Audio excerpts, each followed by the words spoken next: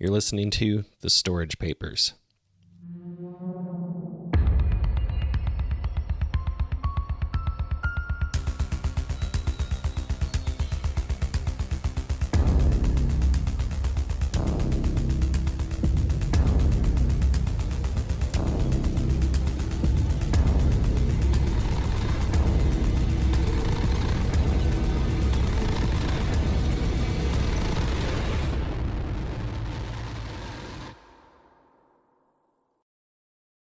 Episode 2, A Conspicuous Suspect.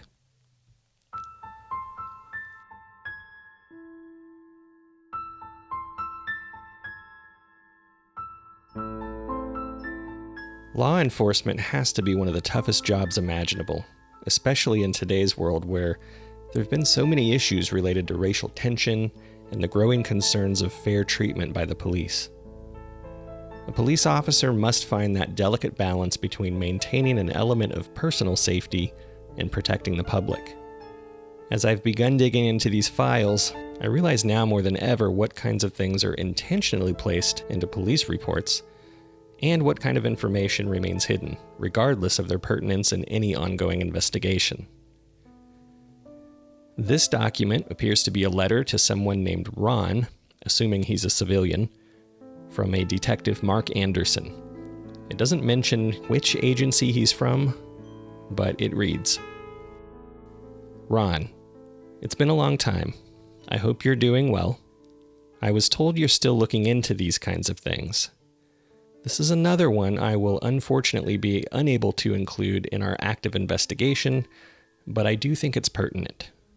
If you could do me a favor and let me know if you have any helpful info or if you can recall anything resembling what I describe in my notes below, I'll definitely owe you one. I'll keep you posted if I make any headway on my end. Notes from Benjamin Scanlon interview pertaining to the submitted USB drive Saturday, March 13th, 2015. Mr. Scanlon reported in person to our division believing he had some sensitive information regarding an open homicide investigation. He claims he was anonymously shipped a flash drive with video footage of a local hotel parking lot showing a, quote, conspicuous individual with odd behavior. He believes there's a possible connection to the man found dead at the hotel just 2 days prior. It should be noted that we are still attempting to positively ID the victim. Mr. Scanlon indicated he recognized the hotel in the video because he saw local news stories covering the homicide the night before he received the flash drive in the mail. Apparently, the news reporter had been broadcasting from across the street with a similar wide-angle shot of the entire hotel and its parking lot. Mr. Scanlon profusely stated he didn't want anything to do with the video or the case, and he felt that coming forward and handing over the flash drive voluntarily may not only help with the investigation, but he also wanted to know why he was being sent the drive and by whom. He was, of course, still concerned that the man he referred to as the Grinner was following him.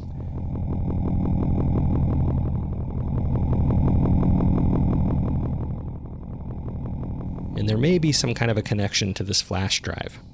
Refer to my previous notes from March 5th. He couldn't recall ever staying in that hotel, and he didn't recognize the man in the video. Mr. Scanlon did have some concerns for his own safety given the gruesome finding of the deceased, who had been found decapitated due to a close-range gunshot wound to the head. A 12-gauge shotgun was recovered from the scene that had been discharged. At this point in the investigation, it has yet to be determined if the gunshot wound was self-inflicted. Prior to my viewing of the video, I asked Mr. Scanlon what I should expect to see on the video, and in the files also included on the flash drive. He replied, I don't know how to explain it, you'll just have to watch, but it's definitely weird. Regarding the files, he said he didn't feel comfortable looking at them because he thought they looked like medical records. He didn't want to remain at the station while I viewed the video, but he provided me with his contact information with a request to update him on anything I find and in case I need to ask him any further questions. After he left, I plugged in the USB drive on my desk computer. There were only 2 items present at first glance on the drive: a folder with some text files in it and an MP4 video file. I opened the video file first. It appeared as it was described: security video footage of a hotel parking lot. There's a time and date stamp in the lower corner. It's dated March 11th, 2015, and the video starts around 8:02 p.m. and 40 seconds. The video is just over 4 minutes in total duration. It was recorded in infrared and did not contain any sound. I watched for the first couple of minutes without really seeing anything. It was mostly dark, and there were 3 cars within the field of view. The camera must have been mounted above the parking lot and pointed down. I estimated the camera could have been at least 15 feet or so above the ground. At 2 minutes and 56 seconds into the video, I noticed an anomaly. I rewound the video a few seconds and pressed play again. There's a pole in the frame, probably an overhead streetlight, around the left 1/3 of the screen. You can't see the top or bottom of the pole from this angle, but you can see an unobstructed view of the empty parking spaces on either side of it. Almost as if appearing from thin air, a person just appears near the right side of the pole and can be seen walking left to right. I have to admit, this footage looks strange. What's so alarming about this is the person doesn't enter the frame from the left side, or even the bottom. 1 second, you don't see anyone, and the next, you see the person from head to toe near the middle of the screen, walking to the right. It's almost as if they come right out from behind the light pole.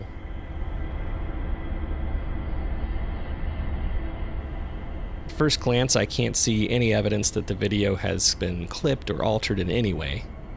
There's no pause in motion from the time the person appears. I reviewed the video again and slowed the frames down, looking for any evidence of the person on the left side of the frame.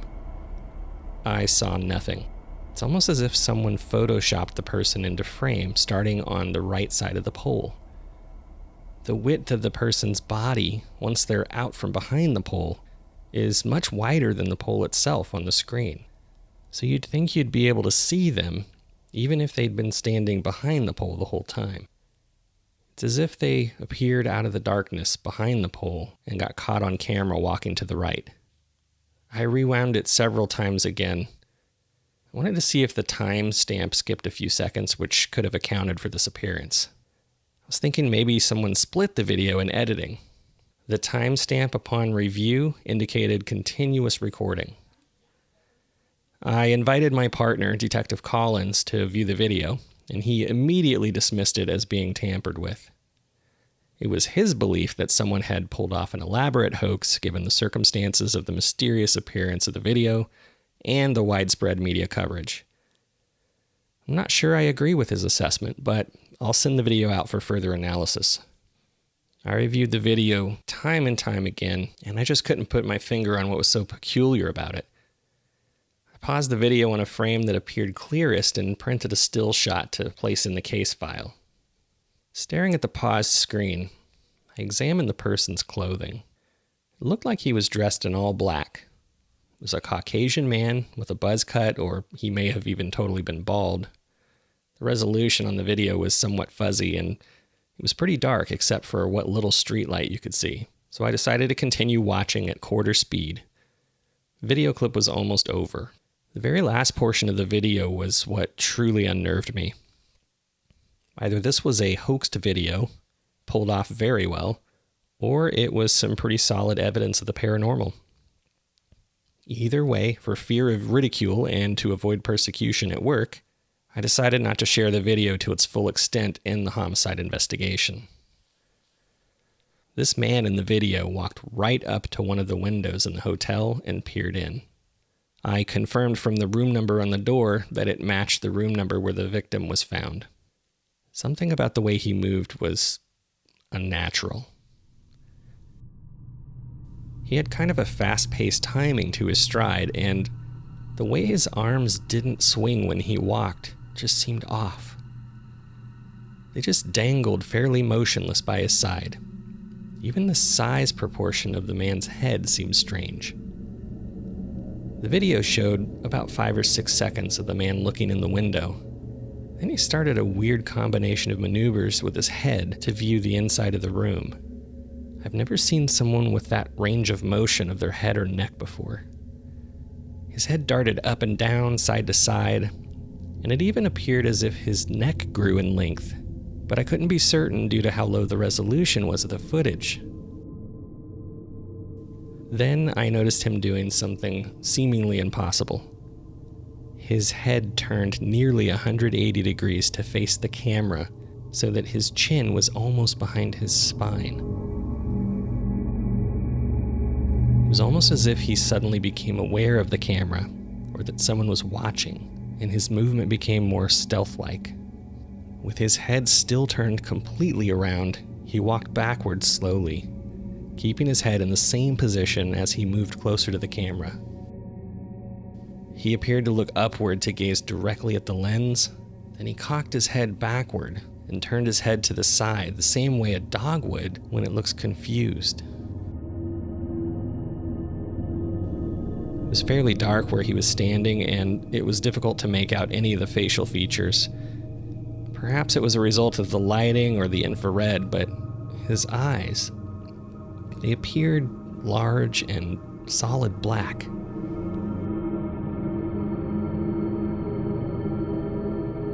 He just stood there in that position, still as a statue, for about 10 seconds or so. I initially thought the video was paused, but the timestamp was still counting. And then static distorted the visible image and the video ends. I must admit that as I viewed this portion of the video for the first time, I experienced somewhat of a fight or flight moment. I've seen some strange things on this job, but I'm convinced that if I come forward with my initial impression of this video, the captain would have my badge. I viewed the other files included on the flash drive, and there's over 200 individual text files and PDFs. Unfortunately, I'm going to have to refrain from sharing those with you at this time because they mainly consist of medical records and other confidential information that I'm not at liberty to disclose. I can comment on some of the apparent themes of these records, though, and I'll continue searching for patterns. All of these records seem to be from hospitals or doctors' offices within a 50-mile radius of the hotel's address here in San Diego. There's a wide range of various records from entire patient files, radiology and surgical reports, summaries of patient visits, and there's even a few autopsy reports.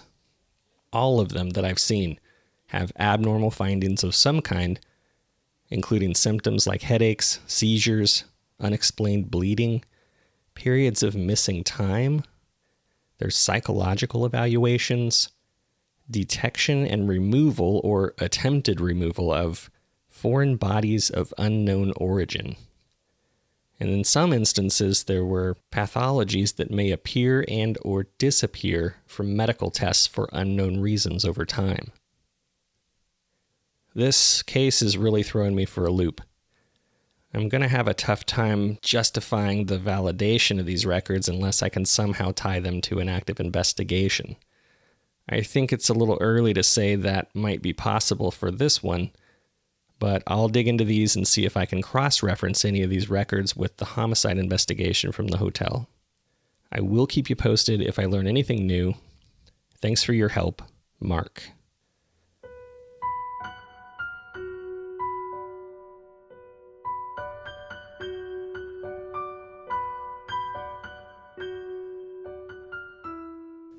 This is obviously a detective that has developed a rapport with Ron, whoever that is, and has consulted with him in the past. I'll be mindful to keep my eyes open for any updates to this case. I wonder if it's currently ongoing or if it was ever solved. Unfortunately, all of these papers don't have any sort of recognizable organization. These certainly aren't in chronological order, and individual files don't seem to be related to others in the same box. Hopefully a pattern will emerge in the future that will shed some light on some of these cases. We'll just have to see. I conducted a brief internet search of the incident at the hotel, and it appears it was, in fact, later deemed a homicide, but I wasn't able to find any indication that a suspect had been apprehended, and no reference has been made public about whether the case is still open or not. I also need to determine whether or not Detective Mark Anderson may still be employed by one of the local law enforcement agencies, but I'm guessing there will be additional information contained within my storage shed about this conspicuous suspect.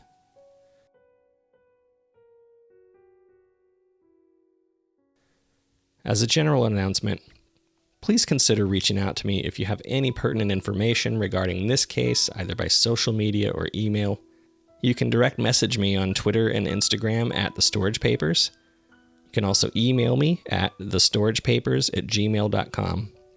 You can even leave me a voicemail at anchor.fm/thestoragepapers. Make sure to reference episode 2, A Conspicuous Suspect, in your subject line. I will be filing any additional information received in a much more organized manner, and will provide updates to cases as often as possible on the show. If you believe you've witnessed something truly unexplainable yourself and would like to share your story, I'd be glad to add it to these archives. You just never know whether or not your testimony could be the vital piece of missing information for any of these cases. As always, my mission here is to spread this information, so please share via social media so these stories can be told. Thank you so much for listening. I'll be back in 2 weeks with some more documentation.